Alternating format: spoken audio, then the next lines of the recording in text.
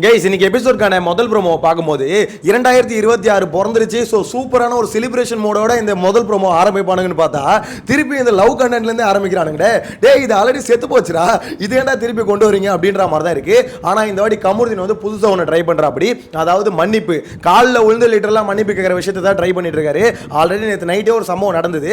So அந்த மேட்டரை சேர்த்து இந்த வீடியோவில் பார்க்க போகிறோம். அது மட்டும் இல்லாமல் சாண்ட்ராவை எதுக்கு இந்த அளவுக்கு டார்கெட் பண்ணுறான், விக்கல் சீக்கிரம் எதுக்கு கமருதீனை டார்கெட் பண்ணுறான். ஏன்னா விக்கல் சீக்கிரம் பொறுத்தவரை டிசைட் பண்ணிட்டான் இந்த வீக்கெண்ட்ல கமருதீனை ரெட் கார்டு வாங்கிட்டு வெளியே அனுப்பணும், ஸோ கொடுக்க வச்சு வெளியே அனுப்பணும் அப்படின்ற மாதிரி அவன் பக்காவா பார்த்தீங்கன்னா ஸ்கெட்ச் போட்டான். அந்த ஸ்கெட்சுக்கு ஏற்ற மாதிரி தான் மூவ் பண்ணிட்டு இருக்கான் அப்படின்ற மாதிரி தான் சொல்லணும். எல்லாம் சுத்து போட்டானுங்க காமுவை. ஸோ காமுக்கு தெரிஞ்சு போச்சு, ஐயோ நம்மளை போட்டு பழக போறானுங்க. ஸோ நம்ம என்ன பண்ணலாம், இப்பயே வந்து பார்த்தீங்கன்னா அப்ரோரா மாதிரி நம்ம என்ன பண்ணலாம், காலில் உழுந்துடலாம் அப்படின்ற மாதிரி தான் உழுந்துகிட்டு இருக்காரு. ஸோ இந்த இடத்துல சாண்ட்ரா மட்டும் விடாப்புடியா இருக்காங்க. ஆஹா நீ இந்த மாதிரி பண்றியா, நான் ஒரு கை பார்க்குறேன் அப்படின்ற மாதிரி இருந்தாங்க. ஸோ அதனால தான் சாண்ட்ராவை டார்கெட் பண்ணி அள வைக்கிறான் அப்படின்ற மாதிரி சொல்லணும். ஸோ என்ன மேட்ரு, கமருதீன் என்ன ட்ரை பண்ணிட்டு இருக்காரு, அது மட்டும் இல்லாமல் கமருதீனை எப்படி லாக் பண்ணலாம் இவங்களாம் ஒரு விஷயம் ட்ரை பண்ணிட்டு இருக்காங்க அப்படின்றத டீட்டெயில்டாக பார்க்கலாம். இதெல்லாம் பார்க்கறதுக்கு முன்னாடி 2026 வந்துருச்சு. ஸோ எல்லாருக்கும் ஒரு ஹாப்பி நியூ இயர். இந்த வீடியோ வந்து பார்த்தீங்கன்னா செலிப்ரேஷன் வீடியோவாக இருக்கும். ஸோ இதில் நிறைய ரெசல்யூஷன்ஸை பற்றிலாம் பேசலாம் அப்படின்னு நினச்சேன். இப்படி ஒரு ப்ரோமோ வரும்னு சத்தியமாக எதிர்பார்க்கலாங்க. எல்லாத்தையும் பார்க்கலாம். அதெல்லாம் பார்க்கறதுக்கு முன்னாடி ஒரு முக்கியமான விஷயம், சேனலை ஃபஸ்ட் டைம் பார்த்தீங்கன்னா சப்ஸ்கிரைப் பண்ணிட்டு வீடியோ லைக் பண்ணி வச்சுக்கோங்க. ஆக்சுவலாக விஷயம் என்னன்னு பார்த்தீங்கன்னா கமருதீன், அதாவது இந்த கமருதீனை பொறுத்த வரைக்கும் சிம்பிளாக சொல்லணும்னு வச்சுக்கோங்களேன், அவருக்கு ஒரு விஷயம் புரியவே மாட்டுது.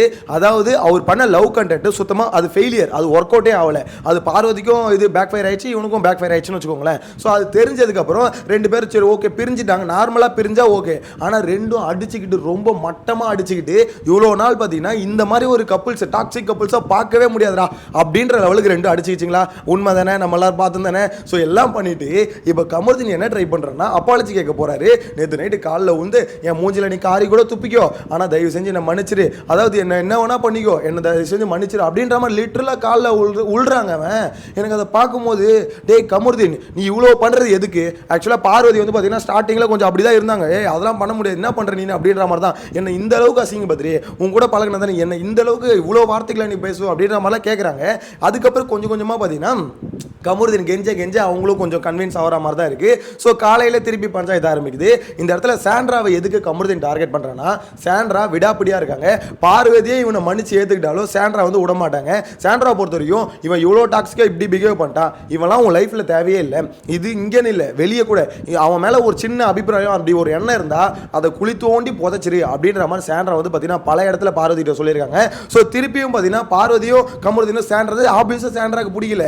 ஏன்னா இவன் பண்ண பிஹேவியர் எல்லாத்தையும் பார்த்துட்டாங்க. அப்படின்னும் போது இது ஏதோ சரியில்லையா அப்படின்ற உங்களுக்கு தெரியுது, அதனால பிடிக்கல. அது இது நீ லவ் கண்டென்ட்காக இதெல்லாம் பண்றேன் அப்படின்ற மாதிரி சொல்றாங்க. அது உண்மை தானே.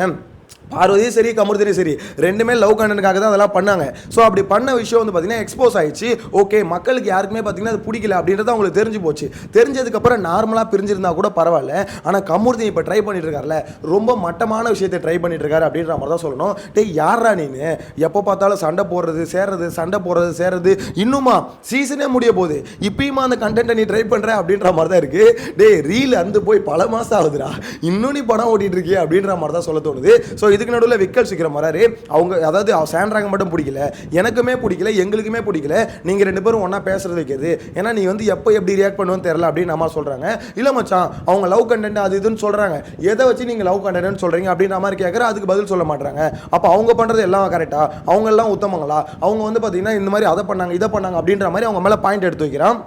சாண்ட்ரா வந்து பார்த்தீங்கன்னா கண்டிப்பாக கடுப்பேற்றிருப்பான்னு வச்சுக்கோங்களேன். இந்த பிரசன்ட் மேட்டரை வச்சு கண்டிப்பாக கடுப்பேற்றிருப்பான். எனக்கு என்னன்னா சாண்ட்ரா மேலே தப்பு இருந்ததுல, எல்லாருக்கும் வெளியே நாங்கள்லாம் ட்ரோல் பண்ணிட்டு இருந்தோம், எல்லாமே நடந்தது. விஜய் சேதுபதி வந்து கிளின்னு கிழிச்சாரு எல்லாம் பண்ணார்ல, அதாவது லைட்டாக கிழிச்சாரு சாண்ட்ரா இருந்ததுனால சரி ஏதோ ஒன்று. ஸோ அதை பண்ணார்ல, அப்பயே நீ என்ன பண்ணியிருக்கணும், விட்டுறக்கூடாது. சாண்ட்ரா நீங்கள் பண்ணுற தப்பு, அப்போ என்ன பண்ணும் உன்னோட பாயிண்ட் எடுத்து வச்சிருக்கணும். அதுதான் அப்போ வந்து பார்த்தீங்கன்னா நீ எதுக்கு சோப் போட்ட, அப்போ வந்து சாண்ட்ராக்கா ஏன் சோப் போட்ட, அப்பயே நீ என்ன பண்ணியிருக்கணும், போல்டாக பேசியிருக்கணும். நீங்கள் பண்ணுற தப்பு, இந்த மாதிரிலாம் ட்ராமா பண்ணிட்டு உட்காராதீங்க, சடையை தூக்கி வந்து இந்த மாதிரி கதவு கிட்ட உட்காராதீங்க அப்படின்னு கேட்டுருக்கணும்ல.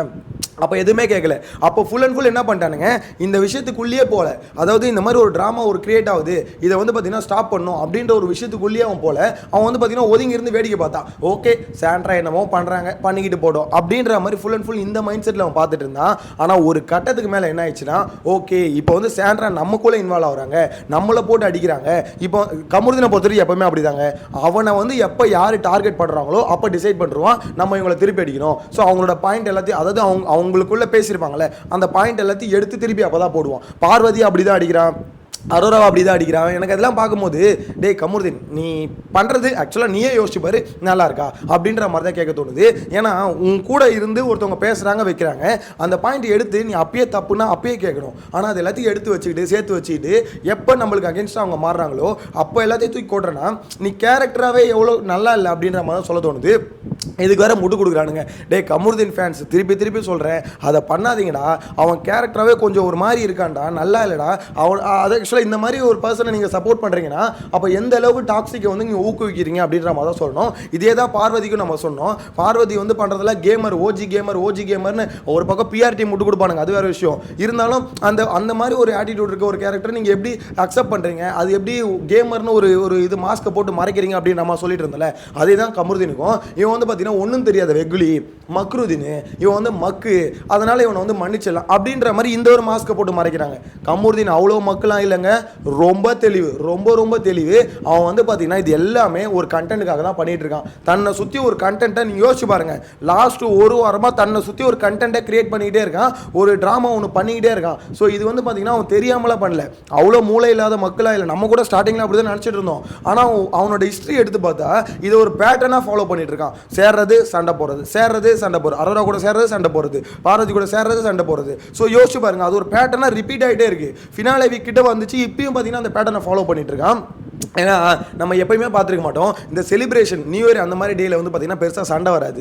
ஆனால் இந்த வாட்டி பாருங்கள், ஒரு நியூ இயர் அன்றைக்கும் பார்த்தீங்கன்னா ஒரு சண்டை வருதுன்னா இது எப்படிப்பட்ட டாக்ஸிக்கான ஒரு சீசனாக இருக்கும் அப்படின்றத மட்டும் யோசிச்சு பாருங்கள். நெக்ஸ்ட் அந்த செலிப்ரேஷனுக்கான ஒரு ப்ரோமோ வரும்ல, நியூ இயர் ப்ரோமோ, அந்த ப்ரோமோவில் நிறைய விஷயத்தை நம்ம டிஸ்கஸ் பண்ண போகிறோம். நம்ம சேனலை பற்றி நிறைய விஷயத்தை டிஸ்கஸ் பண்ண போகிறோம். நெக்ஸ்ட் எப்படி கொண்டு போக போகிறோம், அது எப்படி நெக்ஸ்ட் லெவலுக்கு அப்டேட் பண்ண போகிறோம், இந்த ஐடியாஸ் எல்லாம் டிஸ்கஸ் பண்ண போகிறோம், ரெசல்யூஷன்ஸ் எல்லாமே டிஸ்கஸ் பண்ண போகிறோம். ஸோ அதனால் அந்த வீடியோ யாரும் மிஸ் பண்ணிடாதீங்க. அதில் நிறைய டீட்டெயில்டாக அடுத்து என்னென்ன பண்ண போகிறோம் அப்படின்ற ஃபுல் ப்ராசஸை சொல்கிறேன். ஸோ இது மட்டும் இல்லாமல் ஓகே அது அப்புறம் பார்க்கலாம். இந்த ப்ரோமோ வச்சு பார்த்தோன்னு வச்சுக்கோங்களேன், விக்கல் விக்ரம் இவங்க எல்லாம் ஒரு டார்கெட்டை போட்டாங்க.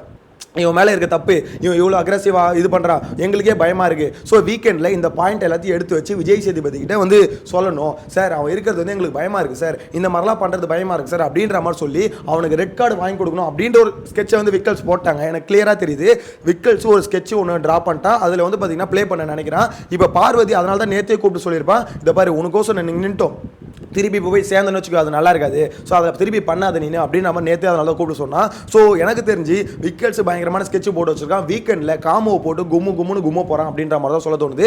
அதை அவன் முன்னாடியே தான் இப்போ ஒத்துக்கிட்டான். அதாவது எனக்குமே பிடிக்கல, அவங்களுக்கு மட்டும் பிடிக்கலன்னு இல்லை, எனக்குமே பிடிக்கல. கமருதீனை பொறுத்த வரைக்கும் பார்வதி பிடிக்கலன்னு சொல்லணும், அதை விட்டுட்டு சாண்ட்ரா எதுக்கு நடுவில் இன்வால்வ் வராங்க கேட்குறான். அது வந்து நியாயமான கேள்வி தான். ஆனால் அந்த வீடு அது ஒரு வீடு, ஸோ அந்த வீட்டில் வந்து கேட்கக்கூடாதுன்னு யாரையும் சொல்லக்கூடாது. ஸோ அவங்க கேள்வியை கேட்கலாம். ஆனால் இந்த இடத்துல எனக்கு பார்வதி மேலே சம கடுப்பாகுது, இவ்வளோ அசிங்கப்படுத்தி எல்லாம் பண்ணால. அதாவது பார்வதி வந்து ரிஃப்யூஸ் பண்ணுறாங்க, இந்த மாதிரி வந்து அவன் பேசுறது எல்லாத்தையும் கொஞ்சம் தயங்குறாங்க. ஆனால் திருப்பியும் பார்த்தீங்கன்னா அவன் பேச மன்னிப்பு கேட்க சேர்றாங்களே எதுக்கு? அதாவது அதை எதுக்குமா பண்ணுற நீ? இவ்வளோ அசிங்கப்பட்டும் நீ வந்து பார்த்தீங்கன்னா உனக்குன்னு ஒரு செல்ஃப் ரெஸ்பெக்ட் இருக்குல்ல, அதாவது உனக்குன்னு ஒரு சுயமரியாதை இருக்குல்ல, நீ அதை படித்தேன் இதை படித்தேன் அப்படின்ற மாதிரி சொல்கிறல. அவன் வந்து பேசும்போது ஸ்டாப் பண்ணு, நிறுத்து, உன் கூட பேச விருப்பம் இல்லை, கிளம்பு சொல்லல, முடிஞ்சதில்ல, ஒரே வார்த்தையில் முடிஞ்சதில்ல, அது ஏன் பண்ணல? அந்த ஒரு டவுட் தான் எனக்கு இருக்குது. ஸோ இதை வந்து பார்வதி பண்ணியிருக்கணும்ல. இந்த மாதிரி கமருதீன் வந்து பார்த்தீங்கன்னா பேச வரும்போதெல்லாம் ஓகே அப்படின்னு பேசாமல் இல்லை எனக்கு பேச விருப்பம் இல்லை கிளம்பு, அவ்வளோதான் முடிஞ்சது. நான் உங்கள்கிட்ட கேமை பற்றி மட்டும் என்னென்னு பேசிக்கிறேன், இந்த மேட்டரை பற்றி பேசவே விருப்பம் இல்லை. அதை வந்து பார்வதி பண்ண மாட்டாங்க. அவன் வந்து பேச வரும்போதெல்லாம் ஓகே அப்படின்ற மாதிரி அவனுக்கான ஸ்பேஸ் எது கொடுக்குறீங்க? பேசுறதுக்கான ஸ்பேஸே கொடுக்கக்கூடாது, அவ்வளோ இறங்கி செதுக்குனான். ஸோ அப்படின்னும் போது திருப்பி வந்துன்னா அதான் சொன்னேன், இது ரெண்டும் ஒன்றுத்துக்கு ஒன்று சளிச்சதில்லை. இது எப்படியோ அதே மாதிரி தான் இருக்கும். ரெண்டு டாக்ஸிக்கும் ஒன்று சேர்ந்தனால தான் இவ்வளோ டாக்ஸிக்காக மாறிட்டு இருக்கு அப்படின்ற மாதிரி சொல்லணும். டீட்டெயில்டாக பார்க்கலாம். எனிவேஸ் நெக்ஸ்ட் வீடியோவில் மீட் பண்ணலாம். பை.